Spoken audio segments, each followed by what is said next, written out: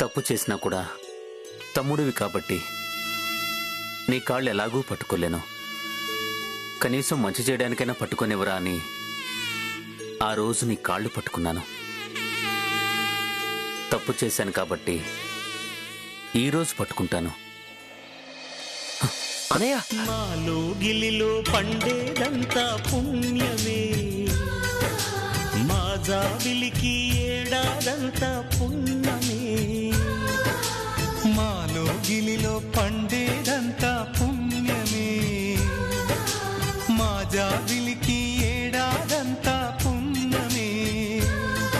ఈ ఇంటికి మా కంటికి మణి దీపం ఈ రూపం, ప్రేమకు ప్రతిరూపం.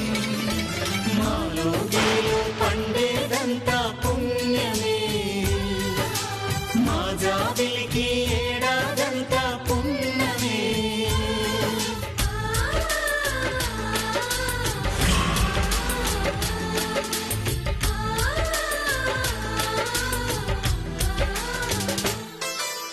రాముడు అడవికి వెళ్ళేనా నువ్వే అన్నయ్య.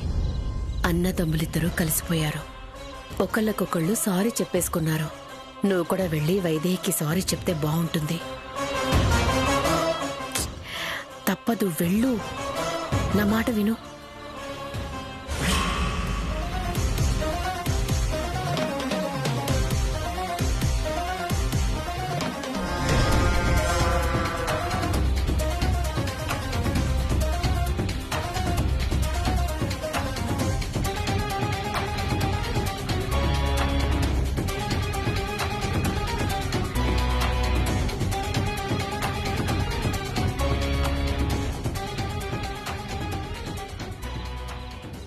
సారీ అక్క.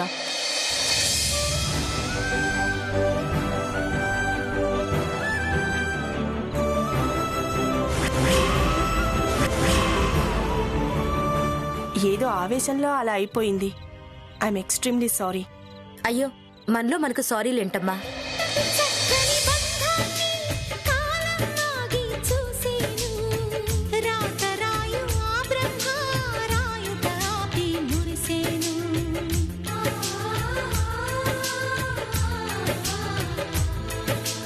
తపమేమి చేశామో తమ్ముళ్ళమ్మయ్యామునే, తన బతుకే మా మెతుకై తనయులమే అయ్యాములే. మా దేవుడు మాకుండగా మరి మాదిక లోటేది, కలతకు చోటేది. మాలో గిలిలో పండేదంతా పుణ్యమే, మా జాబిలికి ఏడాదంతా పుణ్యమే. ఈ ఇంటికి మా కంటికి మణి దీపం ఈ రూపం, ప్రేమకు ప్రతిరూపం. మాలో గిలిలో పండేదంతా పుణ్యమే.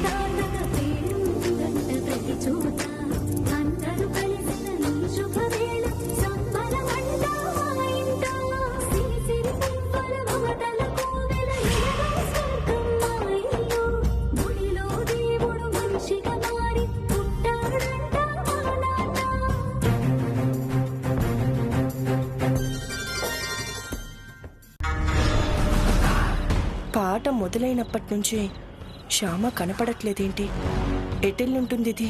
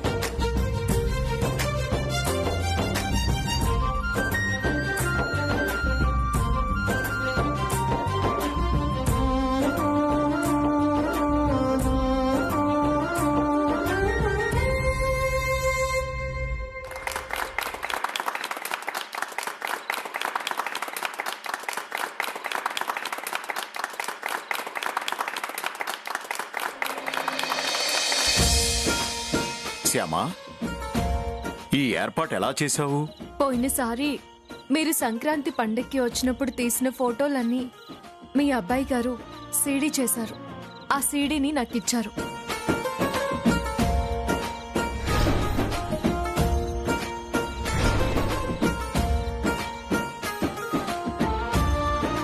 ఆయన ఫోన్లో నుంచి కొన్ని చిన్నప్పటి ఫోటోస్ తీసుకున్నాను. ఆ ఫోటోలు ఈ ఫోటోలు కలిపి ఎడిట్ చేసి రూపారాణి చేత పాట పాడించాను.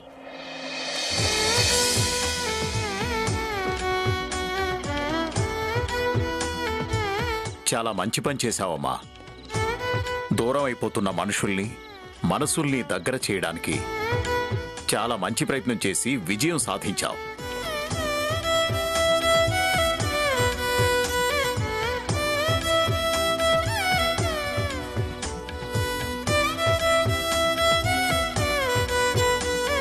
అవును శ్యామ, కుటుంబంలో మొదలైన కలహాల్ని మొదట్లోనే తుంచేసి వర్మగారి కుటుంబాన్ని మళ్ళీ ఒక్కటి చేశావు. ఇప్పుడు నాకు సంతోషంగా ఉందమ్మా, చాలా సంతోషంగా ఉంది. ఇదిగో వసంత, నిన్నటి వరకు నేనేమన్నాను? ఈ పిల్ల మీ ఇంటికి తగ్గ కోడలు కాదు అని చెప్పాను కదా. కానీ ఇప్పుడు చెప్తున్నాను, శ్యామ అనే మీ ఇంటికి తగ్గ కోడలు.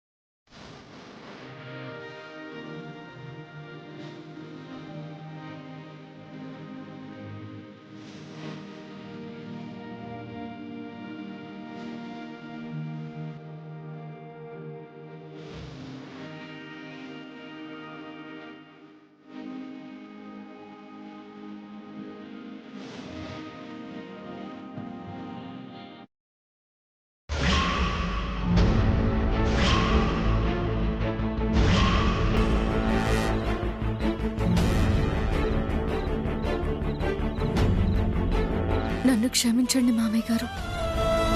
మిమ్మల్ని మీ మాటని మీరి పాట పాడినందుకు నన్ను క్షమించండి. నాకు తెలుసు మామయ్య గారు,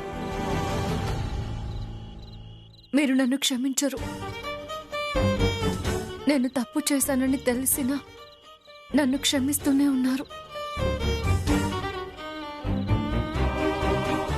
మిమ్మల్ని మీ మాటని లెక్క చేయకుండా పాట పాడి ఇంకొక పెద్ద తప్పు చేశాను. కానీ తప్పనిసరి పరిస్థితుల్లో ఇలా తప్పు చేయవలసి వచ్చింది మామయ్య గారు. క్షమించండి.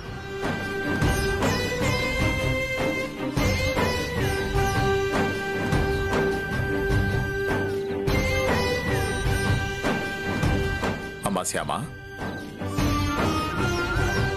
నువ్వింకో సిచ్యువేషన్లో ఇలా చేసుంటే నిన్ను క్షమించేవాణ్ణి కాదు. కానీ నువ్వు చేసింది ఫ్యామిలీ కోసం.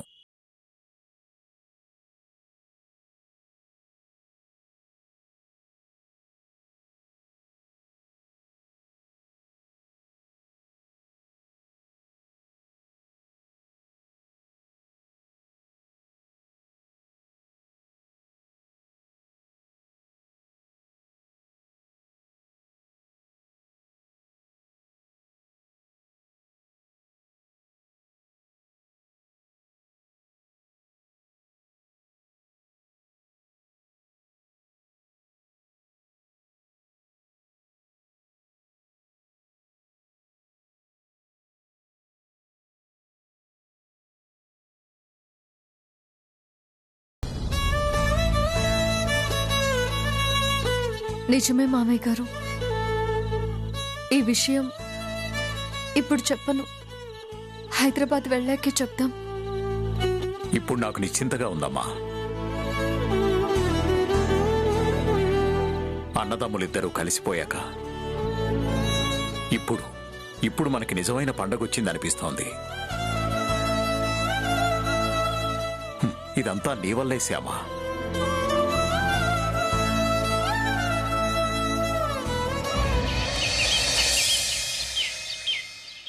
నాన్న, అంతా బాగా జరిగింది.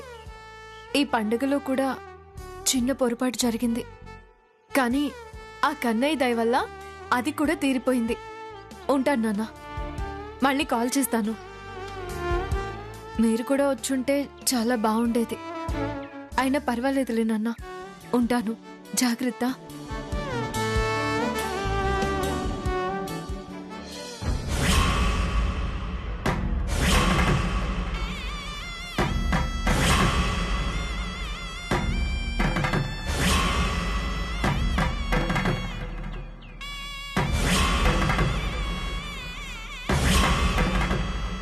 అఖిల్ బాబు, అఖిల్ బాబు, అఖిల్ బాబు.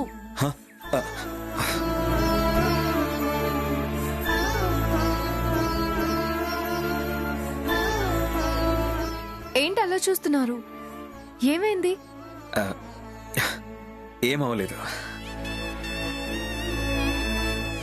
నువ్వు గనక ఈ ఇంటికి కోడలుగా రాకపోయి ఉంటే ఏదో జరుగుండేది. మనం మళ్ళీ కలిసి ఉండడం అనేది ఈ జన్మలో జరగదు. ఏవో అనర్థాలు జరిగేవి. ఈ కుటుంబం చిన్న భిన్నం అయి ఉండేది. పచ్చని ఈ కుటుంబం కుక్కలు చింపిన విస్తరి అయి ఉండేది. చెట్టుకొకరు పుట్టకొకరు అయి ఉండేవాళ్ళం. ఈ గొడవ జరిగినప్పుడు నా మనసు అంతా అల్లకల్లోలం. నా కళ్ళ ముందే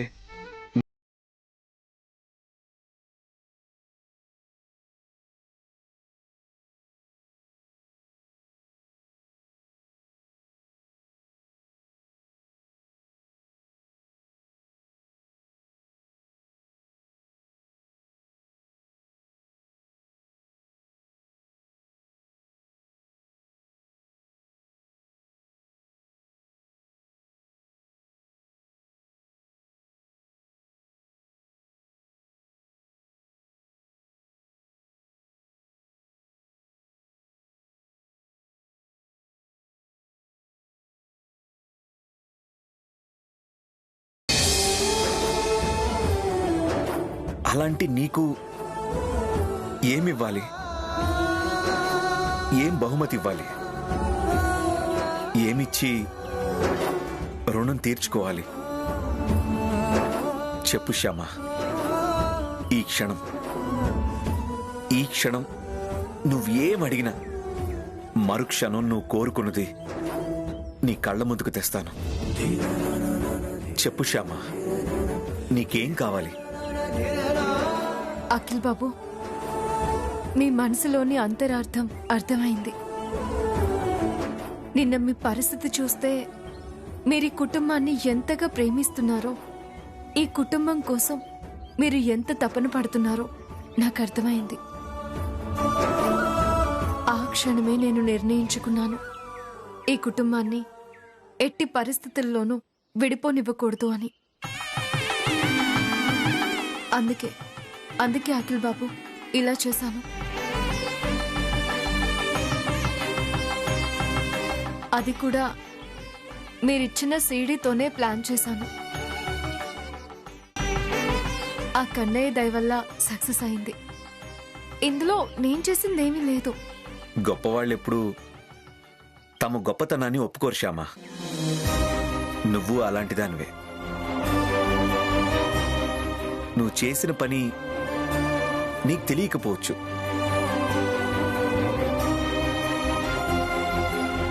కానీ నువ్వు చేసిన పని మా ఫ్యామిలీని వీధి పాలు కాకుండా కాపాడింది. అందుకే శ్యామ, ఈ సమయంలో నీకొక బహుమతి ఇవ్వకుండా ఉండలేను. అఖిల్ బాబు, అంటే మీరు నన్ను పరాయిదానిలాగా చూస్తున్నారా? అదేంటి శ్యామ, అదేంటి అంత మాట అన్నావు? లేకపోతే ఏంటండి, నేను ఈ ఇంటి కోడల్ని. కొడుకుగా ఈ ఫ్యామిలీ పట్ల మీకు ఎంత బాధ్యత ఉందో, కోడలిగా నాకు కూడా అంతే బాధ్యత ఉంది.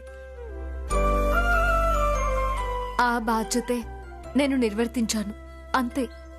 Okay, I agree with you. కానీ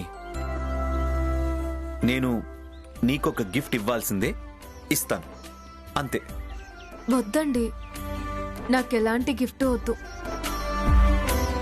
ఇచ్చి నన్ను తక్కువ చేయొద్దు. నేనిచ్చే గిఫ్ట్ ఏంటో తెలిస్తే నువ్విలా అస్సలు మాట్లాడవు. అయ్యో, నాకేమీ వద్దు.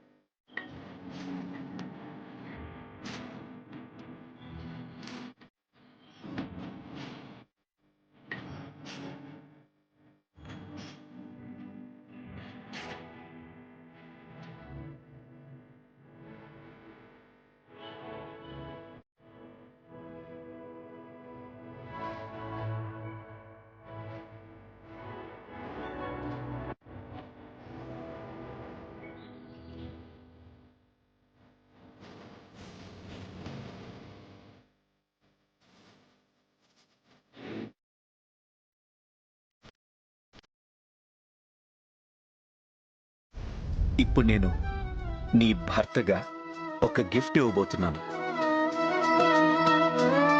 ఆ గిఫ్ట్ కూడా వద్దా? వద్దంటే చెప్పు, ఇప్పుడే నేను విరమించుకుంటాను.